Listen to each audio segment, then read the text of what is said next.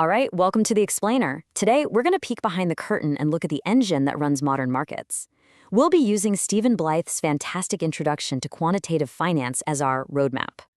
So let's kick things off with a simple question. It's actually a question that gets asked all the time in interviews for those high-stakes finance jobs, because it gets right to the heart of how this whole world works. The answer feels pretty obvious, doesn't it? You take the dollar today. Of course you would. But why?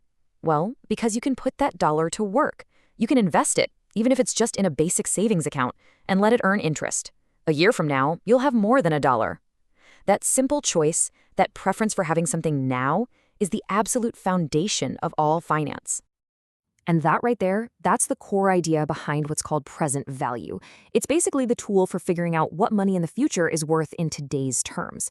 I mean, look at that lottery example. You win $100 million. But wait, it's paid out over 25 years.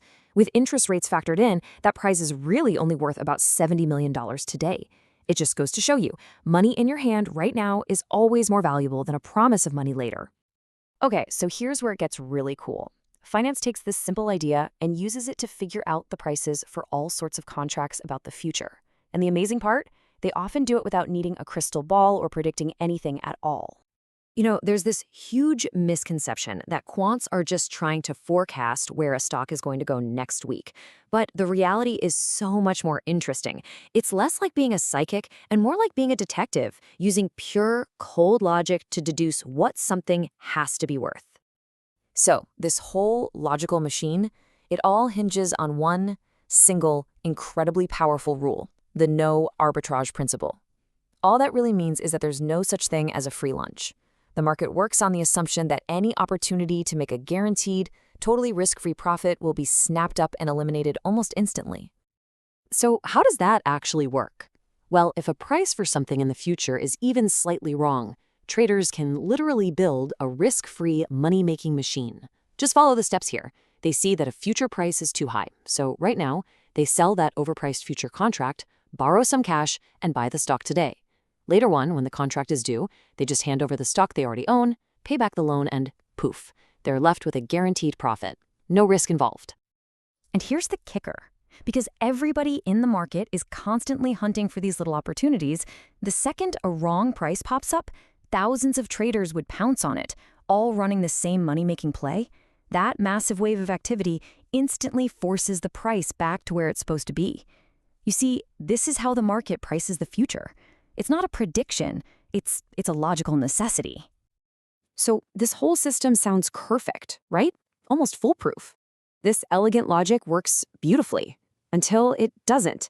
That's because the real world can get incredibly messy, and the entire system is built on a few key assumptions that, well, don't always hold up. The 2008 financial crisis was basically a wrecking ball for these ideas. The models took a direct hit. The theory assumes you can always borrow money freely. But in 2008, nope.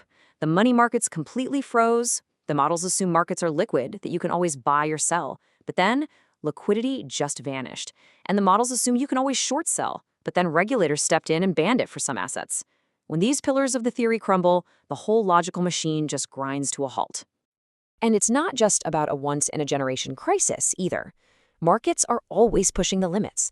For decades, the idea of negative interest rates was considered, a theoretical impossibility.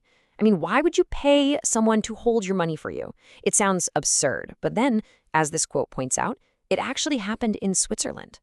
Reality has a funny way of just ignoring the rulebook. All right, for this last part, let's talk about scale. We're going to see just how massive this world, built on this foundation of logic and assumptions, really is. And just a heads up, these numbers are going to get pretty wild. So, to get our bearings, let's start with a number that's huge, but one we can kind of wrap our heads around. This is the value of everything, all the goods and services produced by the entire U.S. economy in 1 year, about $15 trillion. A big number, for sure. Okay, so that's one country. Now, let's zoom out. This is the total value of every single publicly traded company on the planet. We're talking Apple, Google, Toyota, the whole shebang. All of it combined comes to around $50 trillion. And now, here's the big one. This is the scale of the market for just one type of financial product, interest rate derivatives. The very contracts that are priced using the logical machinery we've been talking about. And the number is just staggering. $500 trillion. That is 10 times the value of all the world's stock markets combined. Just wow. Now, to be perfectly clear, this notional value isn't a pile of cash sitting somewhere. It's not the amount of money that could actually be lost. It's more like the face value of all these contracts. But what it does show, with breathtaking clarity, is just how deeply this mathematical way of thinking is woven into the very plumbing of the global economy. So what's the big takeaway here?